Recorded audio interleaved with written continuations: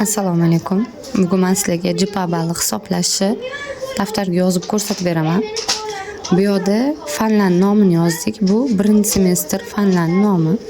Pastiga 2-semestr fanlar nomini yozamiz. Yozganimizdan keyin har bitta fanga ajratilgan kredit soati bo'ladi. Kredit soatlarini yozib chiqdim. Masalan, 4 soat, 6 kredit, 0, 4 deb yozib chiqdik. 0 kredit ham bo'ladi. U masalan, muhandislikda bo'lishi mumkin yoki ixtisoslikda. Bizda jismoniy tarbiyada 0 kredit bo'lardi.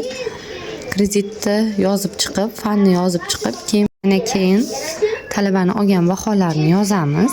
Yozganimizdan keyin uni umumiysini hisoblaymiz. Ya'ni kredit soatlarini o'sha hammasini qo'shamiz, 60 soat chiqyapti va qo'shilgan baholari 1-semestr va 2-semestr uchun baholari qo'shib hisoblaganimizda 192 chiqyapti. Shunda JIPA balli hisoblashda 192 ni 60 ga bo'lasiz. Shunda 3.2 ball chiqyapti. JIPA balli talabani kursdan kursga o'tish balli 3.2 ball chiqyapti.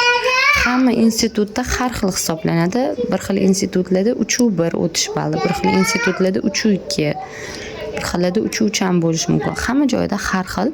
Men sizlarga hozir qisqacha qilib, tushunarli qilib, qo'limdan kelgancha chiroyli qilib tushuntirishga harakat qildim. 1-semestr va 2-semestr kredit soatini yozasiz, baholarni yozasiz, общийsini hisoblab, ya'ni umumiysini hisoblab, baholaringizni hammasini qo'shib chiqasiz va kredit soatini qo'shib chiqasiz. Bo'lasiz. Bo'lganingizda mana kelib chiqadi. JIPA ball shunaqa hisoblanadi.